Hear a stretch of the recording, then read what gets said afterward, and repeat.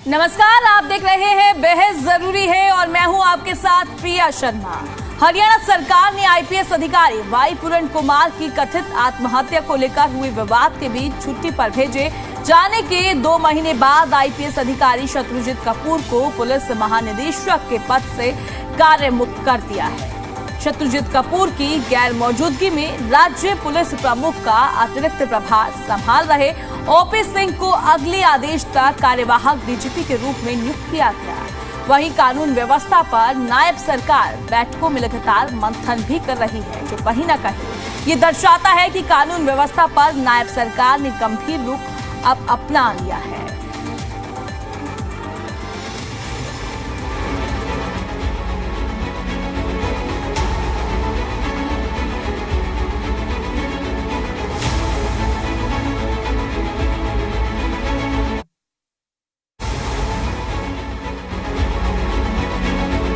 हरियाणा में कानून व्यवस्था को लेकर अक्सर नायब सरकार विपक्ष के निशाने पर रहती है। हरियाणा में बढ़ते अपराध और अपराधियों पर शिकंजा कसने के लिए नायब सरकार एक बार फिर से एक्शन मोड में नजर आ रही है। यहां हरियाणा सरकार कानून व्यवस्था दुरुस्त करने के लिए बड़े फैसले ले रही है, वहीं बैठकों में मंथन कर अपराधियों पर नकेल कसने के लिए कारगर रणनीति भी बना रही है। हरियाणा में डीजीपी चार्ज में बड़ा बदलाव किया गया। आईपीएस शत्रुजीत कपूर को डीजीपी से हटाया गया। अगले आदेश तक ओपी सिंह ही डीजीपी रहेंगे। आईपीएस ओपी सिंह कार्यवाहक डीजीपी हरियाणा नियुक्त रहेंगे। Shatrujeet Kapoor Haryana police housing corporation के चेयरमैन का प्रभार संभालेंगे। कानून व्यवस्था पर नायब सरकार बैठकों में कर रही मंथन।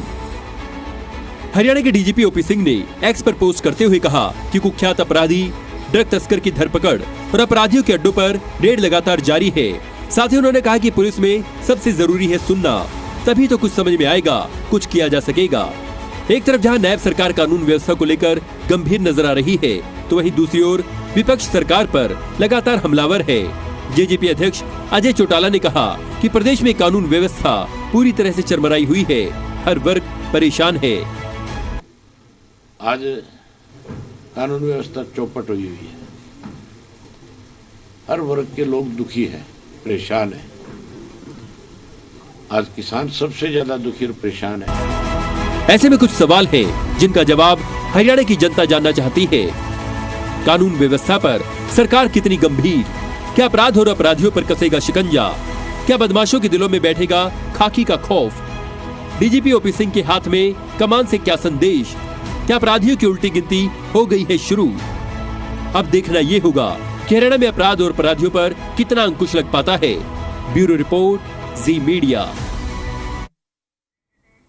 अब आपको सवाल बताएंगे कि आज की चर्चा में हम किन सवालों पर चर्चा करने वाले हैं। एक एक करके सभी सवाल आपकी टीवी स्क्रीन पर होंगे। सवाल नंबर 1, कानून व्यवस्था पर सरकार आखिर कितनी गंभीर है? सवाल नंबर 2, ये भी आपकी टीवी स्क्रीन पर है, डीजीपी ओपी सिंह के हाथ में कमान से क्या संदेश दिया जा रहा है? सवाल नंबर 3, क्या अपराध और अपराधियों पर अब शिकंजा कसेगा? और ये 3 सवाल हैं जिन पर आज हम चर्चाएं करने वाले हैं, क्योंकि जिस तरीके से लगातार विपक्ष कानून व्यवस्था पर लगातार सवाल उठाता है और अब ये फेरबदल देखने को मिला है। और आज इन सवालों पर चर्चा करेंगे। हमारे साथ पैनल में जुड़ेंगे सत्ता पक्ष और विपक्ष दोनों। उन सभी से तीखे सवाल किए जाएंगे और उनसे जवाब लिया जाएगा इस कानून व्यवस्था को लेकर। और ये लगातार हम सवाल फ्लैश आपकी टीवी स्क्रीन पर कर रहे हैं। डीजीपी ओपी सिंह के हाथ में कमान से सीधे तौर पर क्या संदेश दिया जा रहा है? सीधे तौर पर अब ये कमान ओपी सिंह के हाथों में सौंप दी गई है। ये लगातार सवाल आपकी टीवी स्क्रीन पर फ्लैश हो रहे हैं। कानून व्यवस्था पर सरकार आखिर कितनी गंभीर है? जिस तरीके से विपक्ष लगातार सवाल उठाता है कि हरियाणा में कानून व्यवस्था बिल्कुल चौपट हो गई है, क्या अपराध और अपराधियों पर अब शिकंजा कसता हुआ नजर आएगा? इन सभी सवालों का हम जवाब लेंगे। कानून व्यवस्था पर सरकार आखिर कितनी गंभीर है? जिस तरीके से ये पूरा फेरबदल देखने को मिला है और अब सवाल लगातार जनता के जहन में भी है और लोगों के जहन में भी है। उन सभी सवालों के जवाब जो है हम लेते हुए नजर आएंगे। हमारे साथ पैनल में सत्ता पक्ष और विपक्ष सभी जुड़ेंगे और उन सभी से जवाब लेंगे। जिस तरीके से पुलिस महकमे में ये बड़ा फेरबदल देखने को मिला है और उस फेरबदल पर हम चर्चा करेंगे आज की डिबेट में। और इन सभी चीजों पर चर्चा करते हुए नजर आएंगे। लगातार हम सवाल भी फ्लैश कर रहे हैं। ये सवाल जो है आपकी टीवी स्क्रीन पर है। ये फेरबदल देखने को मिला है। ओपी सिंह को कार्यभार सौंपा गया है और आपको बता दें कि जिस तरीके से शत्रुजीत कपूर को छुट्टियों पर भेजा गया था, पर उसके बाद अब उनको कार्य मुक्त किया गया और अब लोगों की तरफ से भी सवाल उठाए जा रहे हैं। हरियाणा के पुलिस महानिदेशक शत्रुजीत कपूर को प्रदेश सरकार ने इस पद से हटा दिया है और आईपीएस वाई पूरन कुमार की आत्महत्या जिस तरीके से देखने को मिली थी, उनकी जो चिट्ठी छोड़ी गई थी उसमें शत्रुजीत कपूर का नाम था। उसके बाद प्रशासन की तरफ से छुट्टियों पर भेज दिया गया था और अब जब छुट्टियां खत्म हुई तो ये फेरबदल देखने को मिला है और अवकाश पर जाने के बाद लगा था कि वापस से शत्रुजीत कपूर अपना कार्यभार संभालते हुए नजर आएंगे, पर ऐसा नहीं हुआ है। ओपी सिंह ही अभी फिलहाल डीजीपी पद पर रहेंगे जब तक अगला आदेश नहीं आ जाता है। पुलिस महानिदेशक शत्रुजीत कपूर के अवकाश पर जाने के बाद राज्य सरकार ने डीजीपी रैंक के आईपीएस अधिकारी ओपी सिंह को पुलिस महानिदेशक का अतिरिक्त कार्यभार सौंपा था और फिलहाल जिस तरीके से देखा जा रहा था उनको छुट्टियों पर भेज दिया गया था और अब छुट्टियों से आने के बाद ये फेरबदल देखने को मिला। कुछ ग्राफिक्स के माध्यम से आपको समझाते हैं पूरा मामला। अगले आदेश तक जो है फिलहाल डीजीपी ओपी सिंह ही रहेंगे। ये बड़ा फैसला लिया गया है। आईपीएस ओपी सिंह कार्यवाहक डीजीपी हरियाणा नियुक्त रहेंगे। Shatrujeet Kapoor Haryana police housing corporation के चेयरमैन का जो है प्रभार संभालते हुए नजर आएंगे।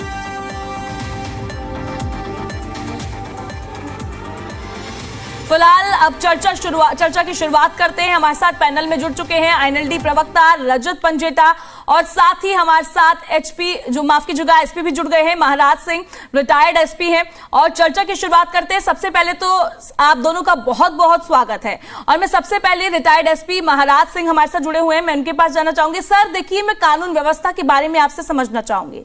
जिस तरीके से ये फेरबदल देखने को मिला है तो क्या लगता है इससे साफ तौर पर अपराध खत्म होता हुआ नजर आएगा? नमस्कार जी। जहां तक फेरबदल की बात है, शत्रुजीत कपूर जी तत्कालीन जो डीजीपी थे हरियाणा पुलिस के और तत्कालीन एसपी रोहतक विजारणिया जी जो है, उनको हमारे जो आईजी साहब थे सुसाइड किया उन्होंने, तो उनके जो सुसाइड नोट था उनमें इन्हें आरोपित किया था। उस पर दोनों वो छुट्टी चले गए थे। टेक्निकली जब छुट्टी को लंबी छुट्टी जाता है तो उसकी जगह किसी अधिकारी को लगा दिया जाता है। तो अभी क्योंकि डीजीपी साहब की बात हो रही है तो ओपी सिंह साहब को उनकी जगह नियुक्त कर दिया गया था, टेम्परेरी चार्ज दे दिया गया था। क्योंकि डीजीपी के लिए एक पैनल जाता है, उसमें मतलब फॉर्मेलिटीज पूरी करनी होती है, तो वो ओपी सिंह साहब को टेम्परेरी तौर पर लगा दिया गया था। तो शत्रुजीत जी तो जिस दिन छुट्टी गए थे, क्योंकि वो लंबी छुट्टी गए थे, तो डीजीपी के पद से तो वो उस दिन भार मुक्त हो चुके थे। अब जो नई हम पोस्टिंग की बात कर रहे हैं, तो जब अधिकारी छुट्टी पे होता तो आमतौर से छुट्टी के दौरान उनको पोस्टिंग नहीं दी जाती है, वो जब आते हैं तो उनको पोस्टिंग दी जाती है। तो डीजीपी के जो पुलिस का डीजीपी थे वहां से तो उनको हटा दिया गया। जब छुट्टी से वापस आए तो उनको फिर सिर्फ जो है अब पुलिस हाउसिंग कॉर्पोरेशन की जिम्मेवारी सौंपी गई है कि उस पर वो कार्यरत रहेंगे जी। और जहां तक ओपी सिंह साहब का है, उनको नई व्यवस्था होने तक उनके पास अभी टेम्परेरी चार्ज रहेगा। तो नई व्यवस्था के लिए जो फॉर्मेलिटीज पूरी होती है, पैनल बना के भेजा जाता है, उस पर मंजूरी होती है, वो एक प्रक्रिया है। तो जैसे ही वो प्रक्रिया पूरी हो जाएगी तो नया डीजीपी जिसको भी लगाएंगे, सरकार जिसका चयन करेगी वो डीजीपी के पद पे आ जाएगा। जहां तक बात है लॉ एंड ऑर्डर की,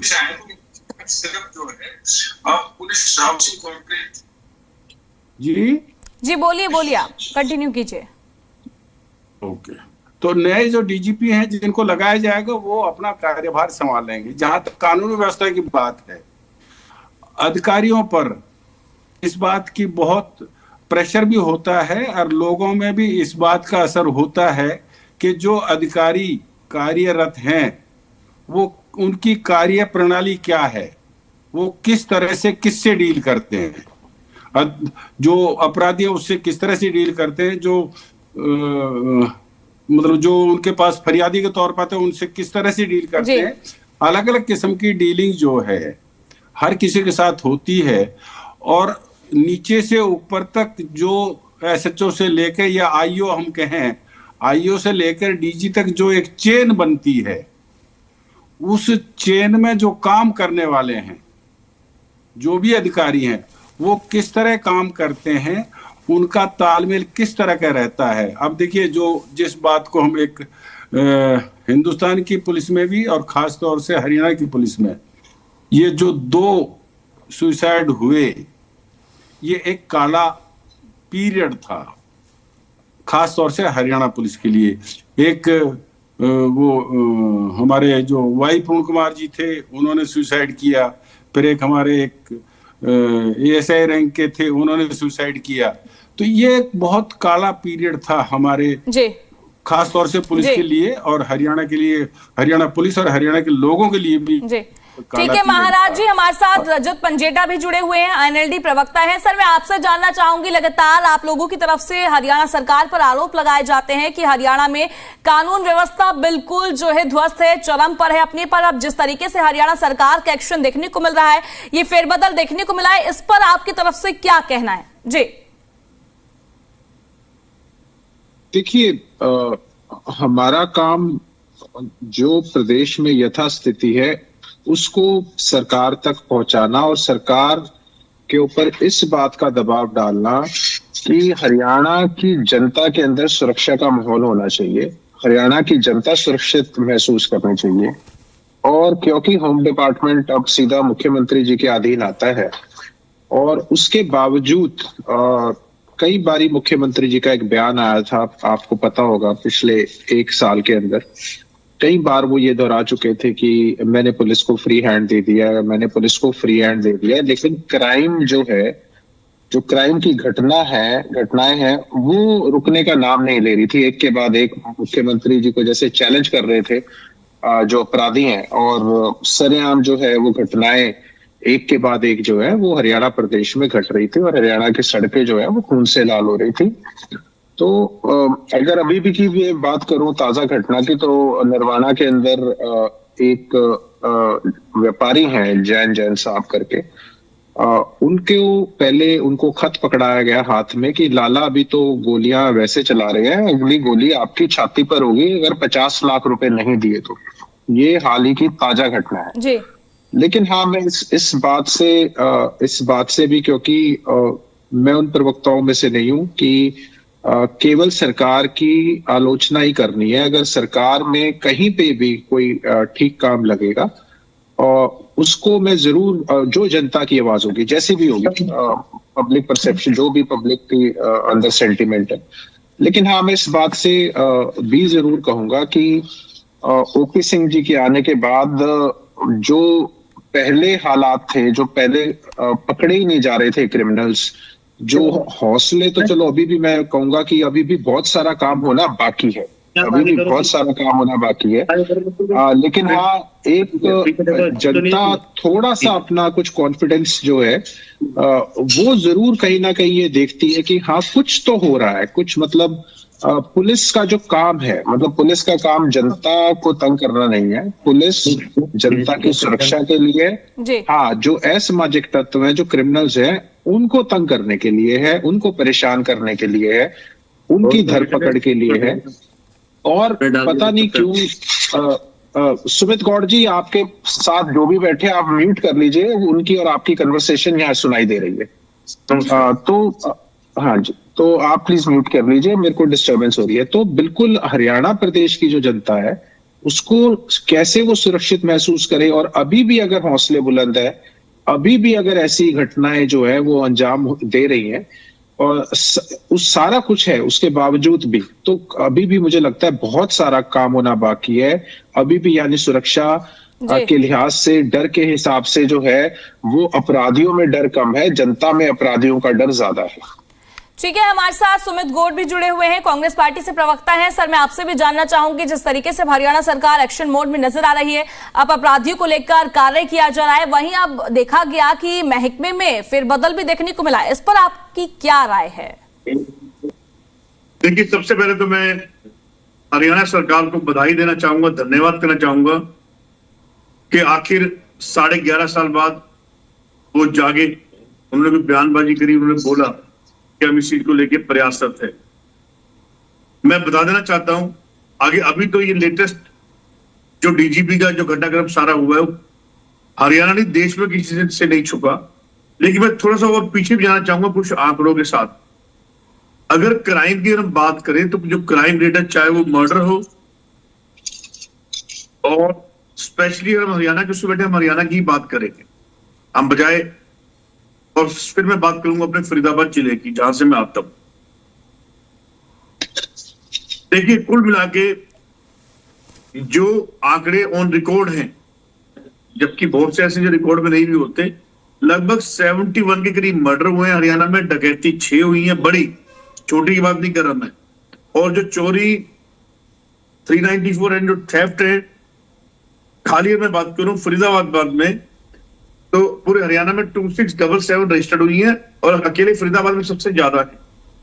देखिए, डीजीपी, वैसे तो ये सरकार है बीजेपी, ये तबादलों की और ट्रांसफरों की और हड़तालों की सरकार है, क्योंकि जितने तबादले ऑर्डर, जितनी पोस्टिंग ऑर्डर इस सरकार में पिछले 10 सालों में आए हैं, उतने कभी हमने 20-30 सालों में भी नहीं देखे।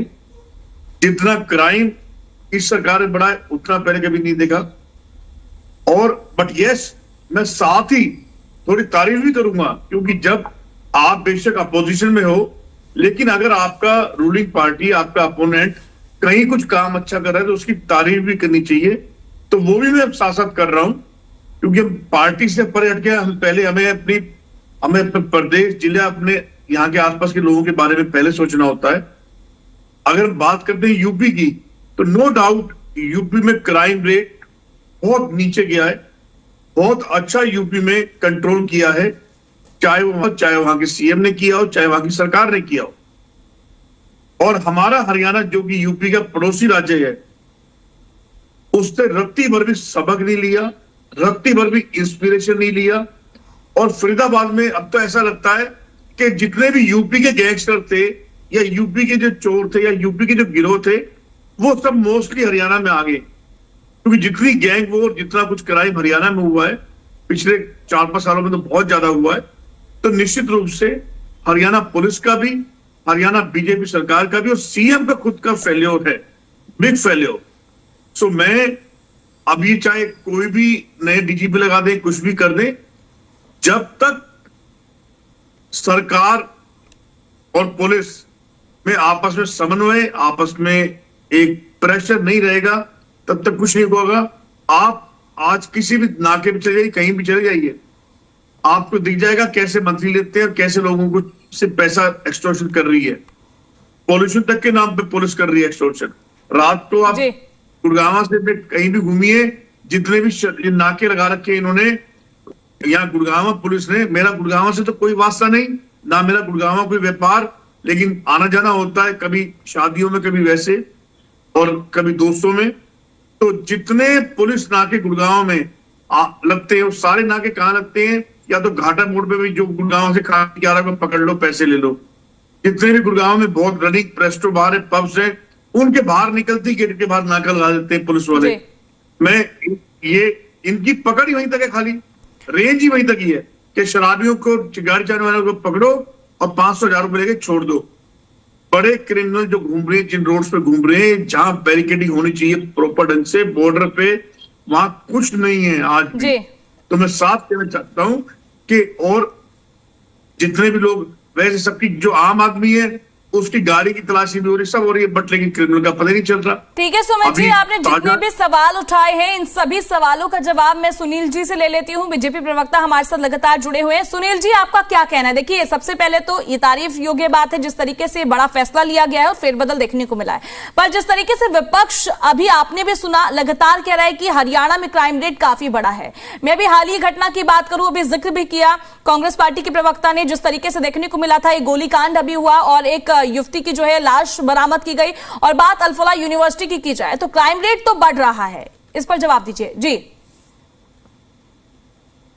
प्रिया जी, देखिए आपने जो भी अभी मुद्दे उठाए जी, उनमें सबसे बड़ा जो मुद्दा, महत्वपूर्ण तो सभी है लेकिन सबसे बड़ा जो मुद्दा आपने बताया अल-फलाह यूनिवर्सिटी का जो आपने जिक्र किया जी, तो आप ये देखिए कि कितनी बड़ी कामयाबी हमारी हरियाणा पुलिस और हमारी जो अन्य एजेंसियां उसमें शामिल थी, चाहे वो भारत सरकार की हो या अन्य एजेंसियां हो, चाहे J&K पुलिस की बात हो, आप कितनी बड़ी कामयाबी हम उसको मानते हैं कि जो 3,000 किलो के करीब। आप उसके झूठ मत बोलिए। सारा केस होने के बाद J&K पुलिस ने सबसे पहले छापामारी करी है। हरियाणा पुलिस और तो सोई पड़ी थी, पता भी नहीं था आपकी पुलिस को। क्या बात करते हैं आप ऑन स्क्रीन झूठ बोल रहे हैं। और मैं खुद फरीदाबाद का हूं, मुझे आपसे बेहतर पता है, आपसे ज्यादा पता है मेरे को।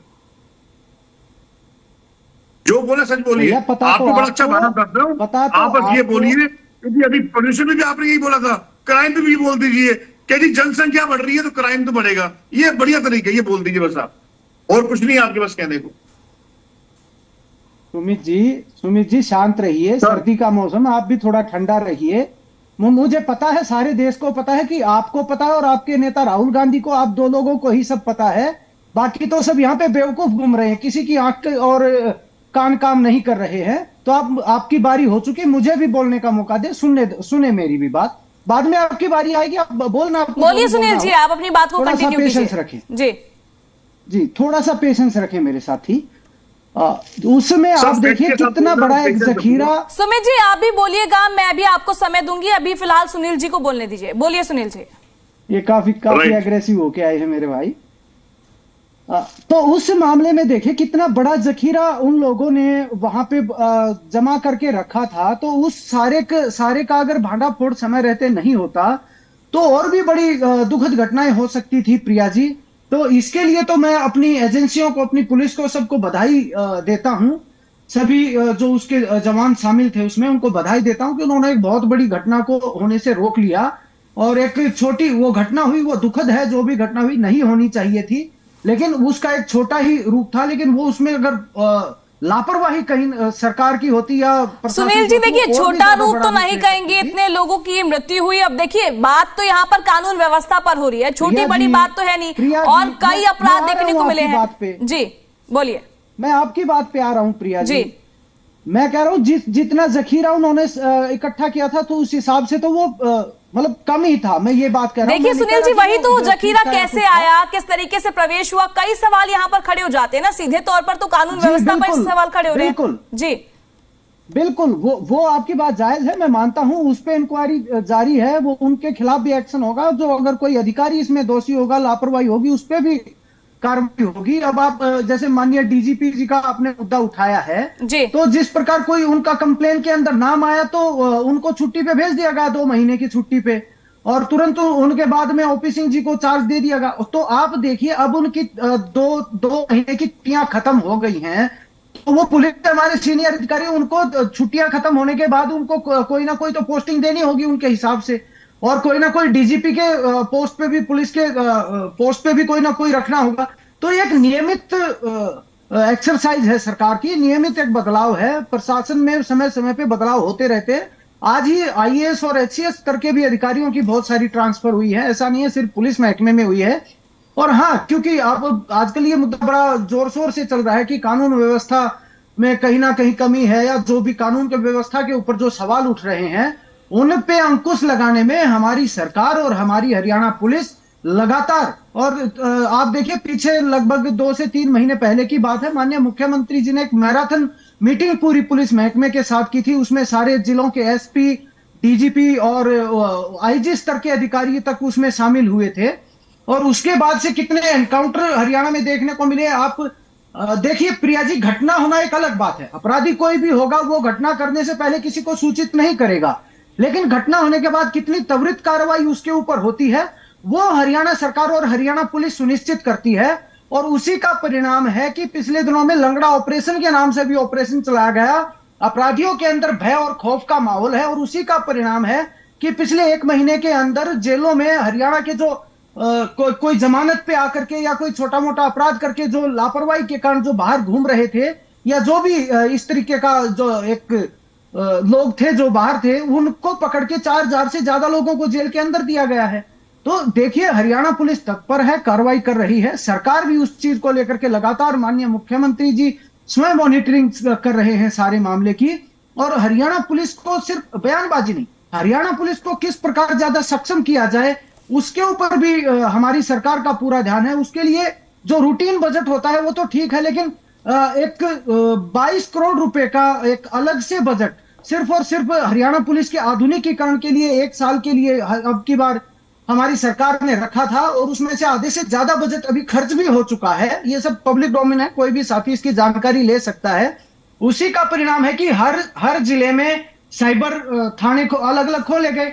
हरियाणा के अंदर आज 33 से भी ज्यादा महिला पुलिस थाने हैं। प्रिया जी, डायल 112 हमारी हरियाणा सरकार की मैं बड़ी उपलब्धि मानता हूं कि 5 से 7 मिनट में पुलिस, अगर आपको कोई इमरजेंसी है तो पुलिस आपके दरवाजे पे मिलती है। तो इस प्रकार की बहुत सारी मतलब निगरानी है, बहुत सारी स्कीम हरियाणा सरकार ने बहुत सारी योजनाएं लागू की पहले गई जब है। कांग्रेस सरकार ने तब पुलिस नहीं आती थी के दरवाजे पे, यानी कि आपने करा ये सिस्टम सारा, राइट?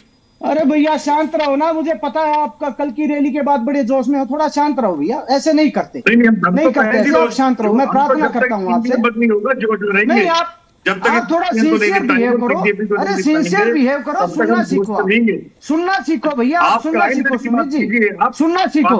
अरे मुझे पता है, आपने तो कल की रैली में माननीय प्रधानमंत्री जी के लिए भी मोदी तेरी कमर खुदेगी, आप तो उसी पार्टी के प्रवक्ता हो ना, उसी पार्टी के प्रवक्ता हो ना, आप तो देश के प्रधानमंत्री को भी कुछ नहीं मानते। 81 का था, डबल से ज्यादा, ट्रिपल आपके यहाँ सरकार में क्राइम बढ़ा है। अगर इन्हीं को बोलना हो तो ये इनके हिसाब से बोल ले, वरना फिर मैं भी इनके बीच में बोलूंगा, डिबेट हो ही नहीं पाएगी। ठीक है सुमित जी, देखिए सुनील जी को अपनी बात कंटिन्यू करने दीजिए, मैं आपके पास लौटूंगी।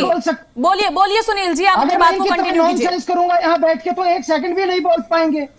ये तो उसी पार्टी के प्रवक्ता है जो कल खुलेआम देश के सुनील जी देखिए, मुद्दे पर बने रहते हैं। हमारा आज का मुद्दा कानून व्यवस्था पर है, आप अपनी बात को कंटिन्यू कीजिए। सुमित जी, मैं आपके पास बीच में आएंगे तो मैं इनको भी नहीं बोलने दूंगा।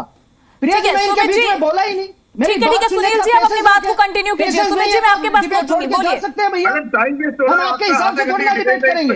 एक बात करें ना, फिर आंकड़ों के साथ बात करेंगे। मैंने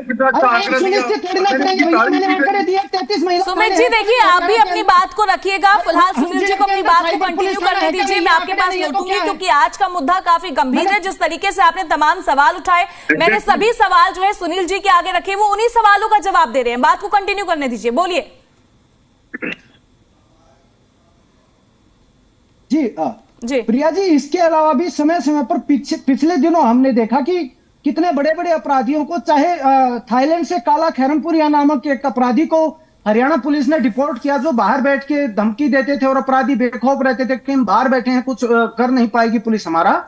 वहां पे भी, और उसके बाद भी और भी अपराधियों को बाहर से भी लाया गया, और भी कोशिशें जारी है जो इस तरह की घटनाएं करते हैं। तो देखिए, माननीय डीजीपी जी ने, और स्पेशल तौर से सोशल मीडिया के ऊपर भी जो हमारे वर्तमान में डीजीपी हैं ओपी सिंह जी, उन्होंने एक मुहिम चलाई कि जो गन कल्चर को जो बढ़ावा देते हैं, ये सारी चीजें चली कहां से? ये सारी चीजें चली सोशल मीडिया से। वो प्रभावित होते हैं नए नए युवक, वो उस चकाचौंध को देख करके, और वो भटक जाते हैं रास्ते से। तो कहीं ना कहीं उसके ऊपर भी अलग से सोशल मीडिया के लिए भी एक पेट्रोलिंग टीम बनाई गई है हरियाणा पुलिस के द्वारा, कि सोशल मीडिया पे इस तरह का जो भड़काऊ कंटेंट डालेगा उसके खिलाफ भी कार्रवाई की जाएगी, कानूनी कार्रवाई की जाएगी। और हरियाणा ओलंपिक एसोसिएशन ने भी उसी कड़ी में कहा कि जितने भी खिलाड़ी हैं, अगर कोई भी खिलाड़ी इस तरह की गन कल्चर को या बदमाशी को बढ़ावा देने करने वाली एक्टिविटी में पाया गया, तो उनके खिलाफ भी बैन तक उनको किया जा सकता है गेम खेलों के अंदर। तो हरियाणा सरकार पूरी तरीके से सजग है, तत्पर है, और अपनी हरियाणा की जनता के हितों के लिए तैयार है। चाहे उसके लिए जो भी छोटे स्तर पर, बड़े स्तर पर जो भी समय समय की जरूरत है, बदलाव करने होंगे, वो किए जाएंगे। लेकिन हरियाणा की जनता को एक सुरक्षित हरियाणा देना हमारा पहला कर्तव्य है। ठीक है सुनील जी, बहुत देर से सुमित जी कुछ कहना चाह रहे हैं, आपके जो आपने मुद्दे उठाए, आपने अपनी बात रखी, उनका जवाब देना चाह रहे हैं, जान लेते हैं क्या कहना चाह रहे हैं। बोलिए सुमित जी। देखिए, मैं आपके सामने एक आंकड़ा पेश कर रहा हूं 2024 से 2025 का, जिसमें अकेले रेप के और पोस्को के 200 मामले अकेले हरियाणा में दर्ज हुए हैं। इसमें से भी अधिकतर फरीदाबाद में है, ऑन एन एवरेज 8-10%। सो आप इनसे मेरा बीजेपी के मेरे प्रवक्ता से मेरा एक अनुरोध है, एक मैं इनसे कहना चाहता हूं, क्या आप पहली बात तो क्या आप ये मानते हैं कि यूपी में क्राइम रेट कंट्रोल हुआ है? मानते हैं आप इस बात को? पहली बात, जिसका जवाब नहीं देंगे, मैं कहता हूं हुआ है कंट्रोल, जबकि सरकार इनकी है। लेकिन भैया मेरी बात आएगी जब मैं दूंगा, जब मुझे एंकर अलाउ करेंगे, जब मैं बोलूंगा। बिल्कुल बिल्कुल, आप सुमित जी आप अपनी बात को रखिए, बोलिए आप अपनी बात करिए। हरियाणा में किस तरह की बचकानी डिबेट करने के लिए आए हैं यहाँ पे? सुनील जी ठीक है, सुमित जी आप अपनी बात को रखिए। इस जखीरा का अभी हवाला इन्होंने भी दिया, मेरे बीजेपी साथी प्रवक्ता ने, जो फरीदाबाद में अभी हाल ही में पकड़ा गया। क्या मैं जानता हूँ वो जखीरा कहीं से उड़ के आया था, हेलीकॉप्टर से आया तो किसी बॉर्डर से ही होगा, चाहे दिल्ली बॉर्डर से आया हो, चाहे यूपी बॉर्डर से आया हो, चाहे नोएडा साइड से आया हो, चाहे वो राजस्थान साइड से आया हो, तो क्या वो इनका पुलिस प्रशासन का फेल्योर नहीं है? मैं ये जानना चाहता हूँ। दूसरा, बिल्कुल पकड़ा यहाँ पर आके, यहाँ की पुलिस ने पकड़ा। मैं आपको साफ कहना चाहता हूँ एक बारी, मैं क्लियर देखिए, जब सबसे पहले फरीदाबाद में जब जेएन की पुलिस ने दस्तक दी, उससे जब छापेमारी करी, गिरफ्तार हुए, फिर हमारे यहाँ की पुलिस अलर्ट मोड पे आई। यहाँ पे एक तो ये, सेकेंडली आप ये मानिए, सेकेंडली मेरी आवाज सुन पा रहे हैं आप? जी जी आप बोलिए। आवाज सुन पा? सेकेंडली आप ये मानिए जो मैंने कहा कि आजकल पुलिस नाकों पे कम दिखाई देती है, और जहां पे ये अपने रात को पी खा के निकलते हैं उन पे ज्यादा सख्ती हो रही है। मैंने पिछले, फरीदाबाद की मैं बात कर रहा हूं, पिछले 5 सालों से मैंने सिर्फ साल में एक बार पुलिस को गश्त पे देखा है, न्यू ईयर या दिवाली के आसपास, अदरवाइज नहीं देखा। मैं साफ कहना चाहता हूं, देखिए नाइट पेट्रोलिंग भी होती है, वो जिसके नाम पे करोड़ों रुपए सरकार खर्च भी करती है, अलॉट भी करती है, देती भी है, लेकिन नाइट पेट्रोलिंग केवल कागजों में हो रही है। मैक्सिमम क्राइम चाहे हरियाणा में हो, चाहे फरीदाबाद, चाहे देश में हो, वो रात को होते हैं। 90 आंकड़ों के हिसाब से 80% क्राइम रात को होते हैं, ठीक है? तो जब पेट्रोलिंग ही नहीं होगी, जब हमारी पेट्रोलिंग ही हमारी स्ट्रिक्ट नहीं होगी, तो कैसे बात? सुमित, मैं आपके पास लौटूंगी। फिलहाल इस वक्त जो है बड़ी खबर सामने आ रही है, अपने दर्शकों को बता देते हैं, हरियाणा डीजीपी से जुड़ी हुई है बड़ी खबर सामने आ रही है।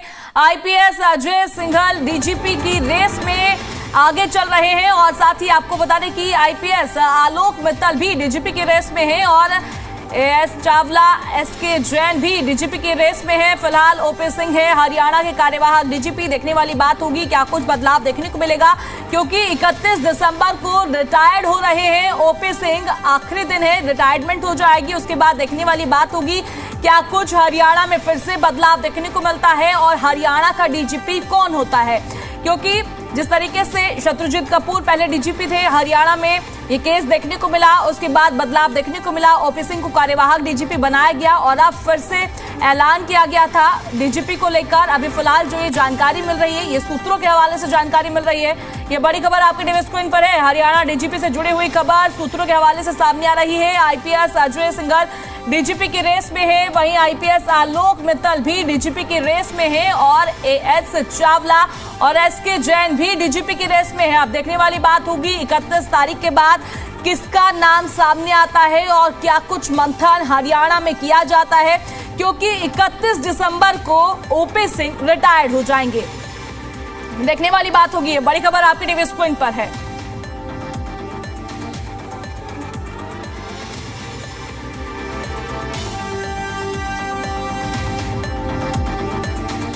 इस खबर पर हमारे साथ ज्यादा बातचीत के लिए हमारे संवाददाता विजय राणा जुड़ गए हैं। विजय, क्या आपको जानकारी है जिस तरीके से अब डीजीपी को लेकर हलचल तेज होती हुई नजर आएंगी, और कई नाम फिलहाल सामने आ रहे हैं, और कौन सा नाम जो है रेस में सबसे आगे चल रहा है, क्या कुछ जानकारी इस खबर को लेकर? बिल्कुल, जितने भी नाम अभी हमने दिखाया टीवी स्क्रीन पर, वो तमाम नाम इस समय डीजी पद की रेस में जरूर हैं। हालांकि हरियाणा सरकार की ओर से जितने भी सीनियर अधिकारी होंगे हरियाणा के, उन सभी के नाम जो हैं केंद्र में भेजे जाएंगे, यूपीएससी को भेजे जाएंगे, ताकि यूपीएससी से वापस 3 नाम सरकार के पास आएंगे, हरियाणा सरकार के पास आएंगे, और उन 3 नामों में से हरियाणा सरकार को छूट होगी कि वो एक अधिकारी को जो है डीजीपी की जो जिम्मेदारी है वो सौंप सकती है।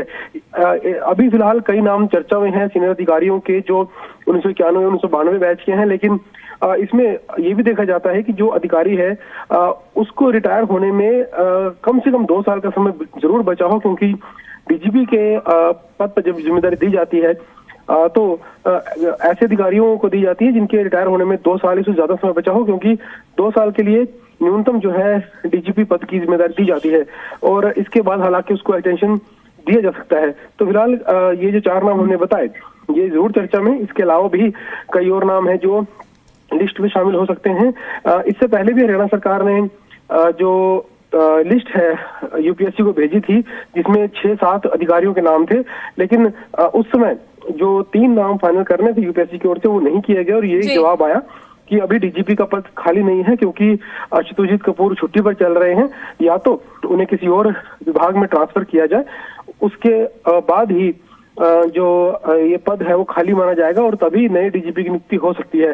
तो फिलहाल शत्रुजीत कपूर की सरकार की ओर से जो है एक अन्य विभाग में ट्रांसफर कर दी गई है, यानी वो पुलिस हाउसिंग विभाग के चेयरमैन के तौर पर हमें सेवाएं देंगे। डीजीपी पद के लिए उन्हें दोबारा नहीं बुलाया गया है।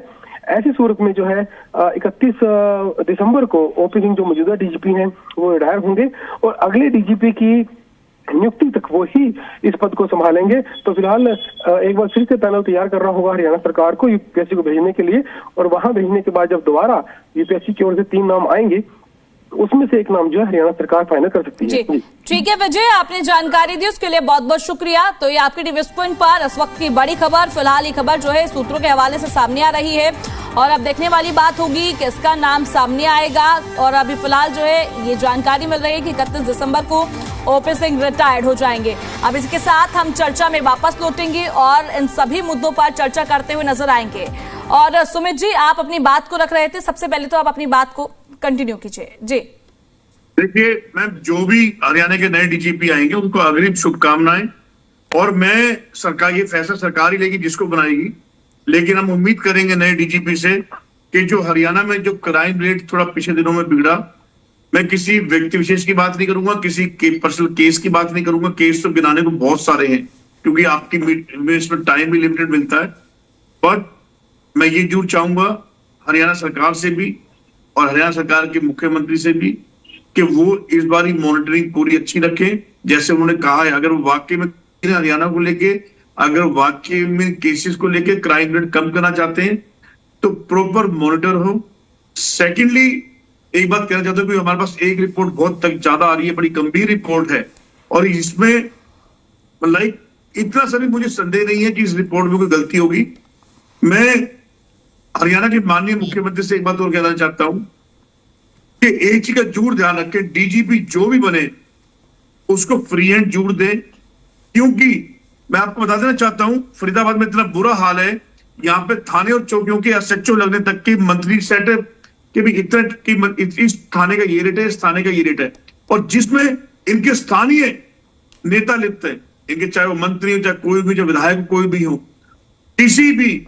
मैं एक बड़ा अच्छा आपको टाइम बताता हूँ, कांग्रेस टाइम में 2012 की बात मैं आपसे कह रहा हूं, जब बिल्कुल ही दखल बंद कर दिया गया था, बिल्कुल फ्री हैंड दिया गया था, उससे क्राइम रेट में काफी फर्क पड़ा था।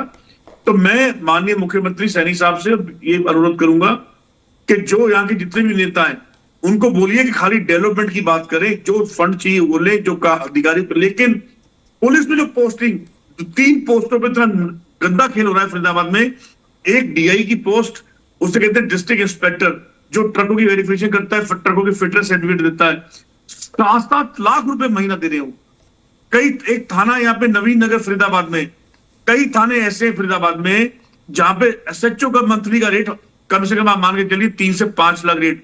कई थाने चौकियां ऐसी भी है जहां कोई लगना ही नहीं चाहता।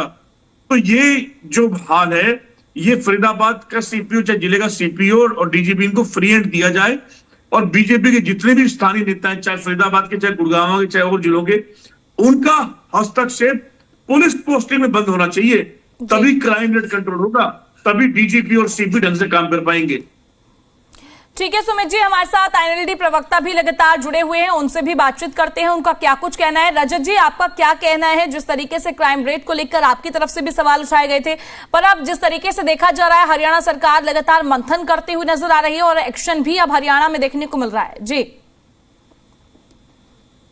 देखिए, पहली बात तो जो भी मैंने जिक्र किया, सबसे महत्वपूर्ण बात यह है कि जनता जो है उसे सुरक्षित महसूस करना पुलिस की प्रथम जो सबसे फर्स्ट प्रायोरिटी है, वो है कि वो प्रदेश की जनता कैसे फील करती है, कौन सा अफसर किस नेता के क्लोज है, उसको देख के जो है वो प्रदेश का डीजीपी नहीं लगाना चाहिए। जो अभी आप बता रहे थे, निश्चित तौर पर वो खबर पहले आ गई थी कि यूपीएससी में इसीलिए वापस भेज दिए गए थे। यूपीएससी पहले नाम गए थे ये सारे के सारे, तो यूपीएससी ने वो वापस भेज दिए क्योंकि वैकेंसी नहीं क्रिएट हो रही थी। उन्होंने कहा वो छुट्टी पे हैं और ये एक्टिंग जो है, ये एक्टिंग डीजीपी हैं, तो जब इस पद से उनको हटाया जाएगा और क्योंकि उनको हरियाणा पुलिस हाउसिंग कॉर्पोरेशन में लगा दिया गया है, तो अब जो है उनसे पद से हटा दिया गया। अब दोबारा से दूसरी बार ये यूपीएससी को नाम जाएंगे। लेकिन बड़ी हैरानगी की बात होगी कि जैसे कि देखिए, मैं पर्सनली नहीं जानता हूँ, इनमें से किसी भी डीजीपी को नहीं जानता हूँ, ना मैं मिला हूँ जितने भी नाम गए हैं, लेकिन मैं एक बात को दावे के साथ कह सकता हूँ कि पब्लिक सेंटीमेंट अभी थोड़ा सा जो है वो पुलिस के ऊपर एक, वो कहते हैं ना कि पुलिस का इकबाल कायम रहना चाहिए। पुलिस केवल ये नहीं है कि जब भी ये नाके लगते हैं, ये झोले उठा के आ जाते हैं अपने, मैं बिल्कुल इन शब्दों का इस्तेमाल कर रहा हूँ कि गाड़ियों में बैठे जो लोग हैं वो ये शब्दों का इस्तेमाल करते हैं कि आ गए अपने झोले भरने। मतलब जो आम जनता को फूक मरवा के, अरे एक तरफ तो आप वहां से भी रेवेन्यू ले रहे हो। मैं ये नहीं कहता कि ना चेकिंग कीजिए, मैं ये भी नहीं इस बात की एडवोकेसी करता कि जो शराब पी के चलाए उससे उसका भी बड़ी दुर्घटना होती है। लेकिन क्या सिर्फ इसी काम के लिए पुलिस की कलेक्शन की जाए जनता से? एक तरफ उनको आप भेजते हो कि हमारा रेवेन्यू बढ़ेगा, तब भी आपका रेवेन्यू आएगा अगर रेस्टोरेंट में जाएंगे तो, और फिर बाहर निकलते ही आप उनके चालान काटने लग जाते हो।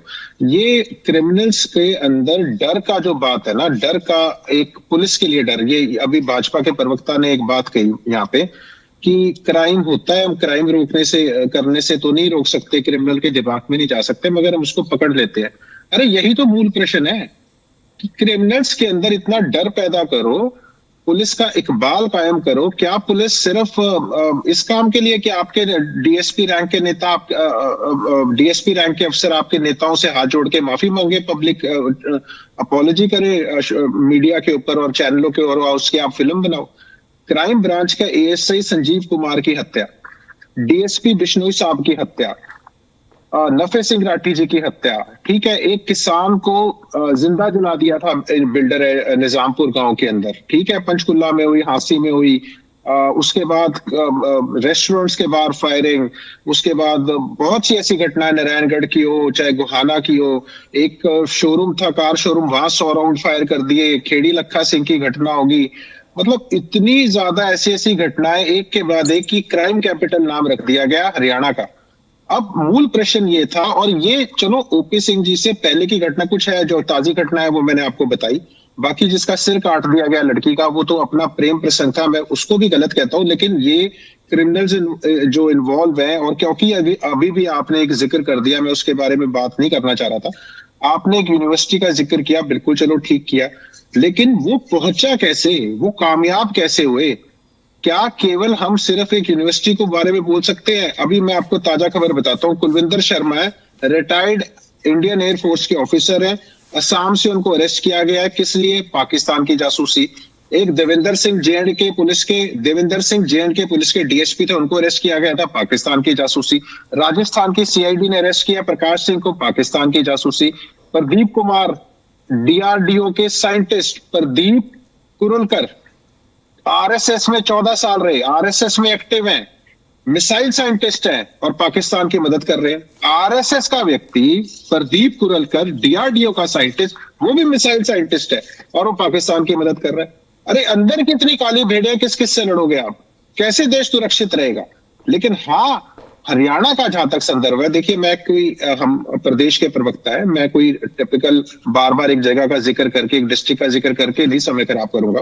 पूरे हरियाणा प्रदेश के अंदर एक के बाद एक इतनी क्राइम की हो रही है, घटनाएं हो रही हैं, और पहले कोई पकड़ा नहीं जा रहा था। ओपी सिंह जी के आने के बाद कम से कम पकड़े जा रहे हैं। इस बात की मैं तारीफ भी करूंगा, मैं ये नहीं है कि वन साइडेड बात है, मैंने शुरुआत में भी कही थी, लेकिन उनको तो सरकार मुझे लगता है एक्सटेंशन भी नहीं देगी जो डिजर्व करता है। और इतनी जल्दी नए डीजीपी से सब कुछ समझ जाएगा ये भी नहीं कहा जा सकता। कल को जवाबदेही तो होम मिनिस्टर की, होम मिनिस्टर सीएम है। जो काम अच्छा कर रहा है उसको एक्सटेंशन दो, 1 साल की दो, 2 साल की दो। लेकिन अब जो इससे पहले हाल था, ओपी सिंह जी से पहले बहुत बुरा हाल था। हाँ, कुछ सुधार जरूर मैं कहूंगा है, लेकिन पूर्ण रूप से डर जो अपराधियों में है वो नहीं खत्म हुआ है। अभी इस पे बहुत काम होना जरूरी है, बहुत काम होना बाकी है।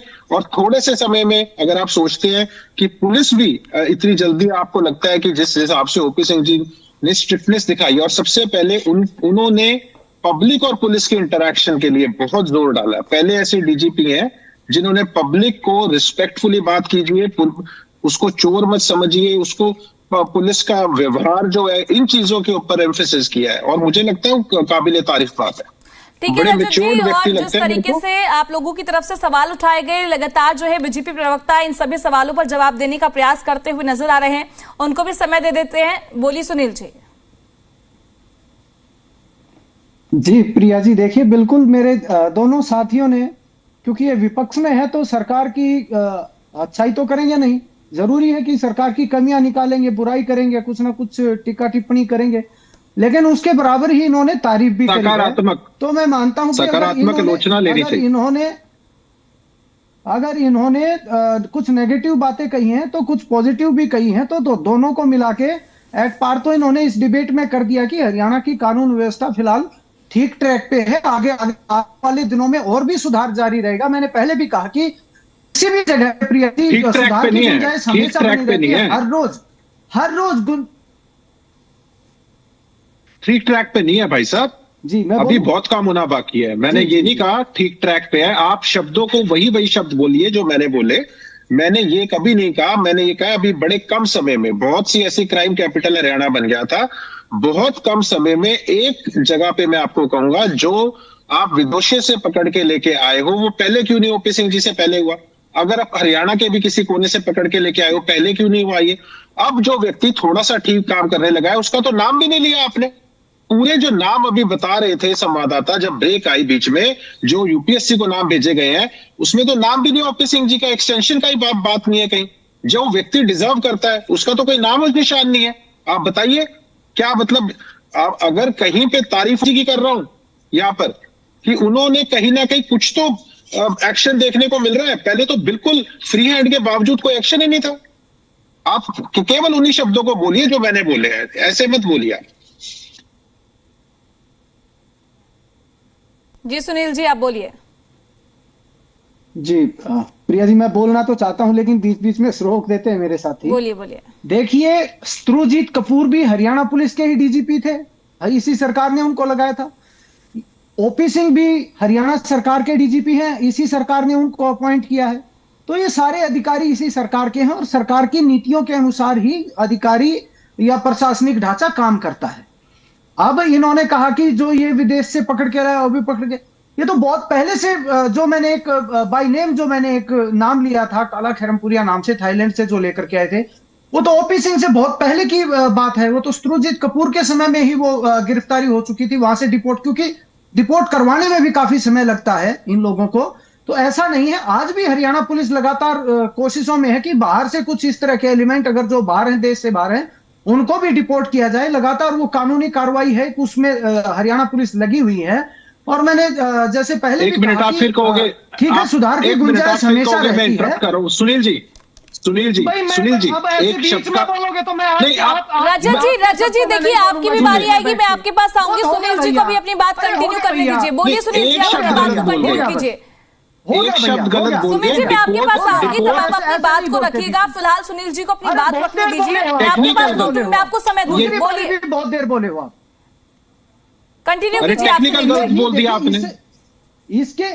इसके अंदर आप देखिए, मैंने पहले भी कहा कि सिर्फ एक डर का और भय का माहौल अपराधियों के अंदर बने, उसके लिए हरियाणा पुलिस नाके लगाती है, चेकिंग की व्यवस्था होती है।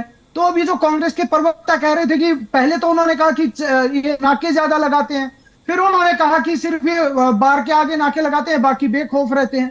तो ये अपने आप को सुनिश्चित कर लें कि पुलिस को उसका काम करने दें। ठीक है, कमियां हर जगह होती हैं, हर सरकारी दफ्तर में कुछ ना कुछ कमियां होती हैं, उनको सुधारा भी जाता है। हर अधिकारी का काम करने का अपना तरीका होता है। तो इसी ध्रुवजीत कपूर का अपना तरीका था, ओपी सिंह जी का अपना तरीका है। दोनों ही हमारे बिल्कुल इसी प्रदेश के दोनों अफसर हैं, इसी प्रदेश के बेटे हैं, तो दोनों ही बहुत अच्छा काम कर रहे हैं। ऐसी कोई बात नहीं है कि कोई कम या ज्यादा हो, लेकिन परिस्थितियां होती हैं। मैं आपको बताता हूं, जैसे मैंने पहले भी आंकड़ों की बात की, प्रिया जी, डायल 112 की सोच हमारी सरकार की थी। उसके लिए एक सर्विस सेंटर बनाया गया प्रॉपर, वहां से मॉनिटरिंग होती है हर एक चीज की। अगर आप कोई कॉल करते हो तो आपके पास फीडबैक के लिए कॉल आता है वहां से। कितनी अच्छी व्यवस्था है। उसके बाद 33 महिला थाने खोलने का काम हमारी सरकार ने किया। हर थाने के अंदर, क्योंकि पुलिस के ऊपर बहुत ज्यादा प्रेशर होता है, तो हर थाने के अंदर एक इंक्वायरी डिपार्टमेंट अलग से बनाने का हमारे सरकार ने काम किया कि जो इंक्वायरी के लिए अलग से एक विंग रहेगी, और जो रूटीन के काम है, रूटीन की चेकिंग है या रूटीन के जो झगड़े हैं उनको निपटाने के लिए अलग एक विंग रहेगी थाने के अंदर। तो ये दुर्गा शक्ति ऐप कितनी बड़ी एक सहायक बन के आई है महिलाओं के लिए, खासतौर से जो लड़कियां कॉलेज में जाती हैं उनके लिए बिल्कुल। और उसके लिए एक बटालियन रोहतक की सुनारिया में स्थापित की गई है, उसको 46 गाड़ियां दी गई हैं अलग से। ये देखिए प्रिया जी, सरकार प्रयासरत है। और सबसे बड़ी बात मैं बताऊंगा मेरे साथी, क्योंकि मैंने आंकड़े ही बताए हैं, आंकड़ों और तथ्यों की बात मैं करूंगा तो ये भी करें तो अच्छा लगेगा। हरियाणा पुलिस ने 2024 के अंदर, देखिए आज ये वित्तीय फ्रॉड का मामला पूरे देश के अंदर बढ़ रखा है। ठीक है सुनील जी, आपने अपनी बात रखी। देखिए समय की कमी है, अब लास्ट कमेंट सबसे ले लेती हूँ, समय बेहद कम है। रजत जी, आप अपनी बात को कंटिन्यू कीजिए, आप अपनी बात को रखने वाले थे, रखिए, समय की कमी है और जल्दी से अपनी बात को रखिए जी। मैं सिर्फ दो ही बातें कहूंगा, वो थोड़ा टेक्निकल फर्क है। डिपोर्ट और एक्स्ट्राडाइट के अंदर फर्क है। डिपोर्ट तो अभी अमेरिका ने भी खुद भेज दिया है, जिनके कागज नहीं है, कुछ नहीं है, क्रिमिनल्स को तो एक्स्ट्राडाइट कराना पड़ता है। दूसरी बात, यहाँ जो वुमेन के बारे में बोल रहे हैं, एनसीआरबी का डेटा बता रहा है कि क्राइम अगेंस्ट वुमेन के अंदर हरियाणा नंबर 2 पे है। कितनी महिलाएं गायब हो रही हैं, कभी न्यूज देखिए, डेटा देखिए, आप सिर्फ गुणगान ना करिए। और जहां तक आप बात कर रहे थे, देखिए हम इस बात के लिए हम हमेशा, विपक्ष ऐसा नहीं है आप ये सोचते हो, खासकर मैं अपनी बात तो कर सकता हूं कि जहां कोई अच्छा काम कर रहा है, एक पब्लिक में जो परसेप्शन है, एक पब्लिक का जो पॉइंट ऑफ व्यू है, वही रखने का काम करेंगे। और यहाँ विपक्ष तो हमेशा आप कहते हो आलोचना करता है, और हमारा काम तो है ही सकारात्मक आलोचना करना, विपक्ष का तो काम ही है। और अगर विपक्ष सकारात्मक आलोचना के बावजूद कई तारीफ कर रहा है किसी बात की, तो उसको गंभीरता से लीजिए, वरना विपक्ष जी, अब महाराज जी से भी हम लास्ट कमेंट ले लेते हैं, समय की देखिए बेहद कमी है। महाराज जी, आप भी लास्ट कमेंट दे दीजिए जी। मैडम, मैं ना तो पहलगाम का जिक्र करूंगा, ना पुलवामा का जिक्र करूंगा, ना दिल्ली का, और ना हरियाणा में जो विदेशी हथियार पाए थे उनका जिक्र करूंगा।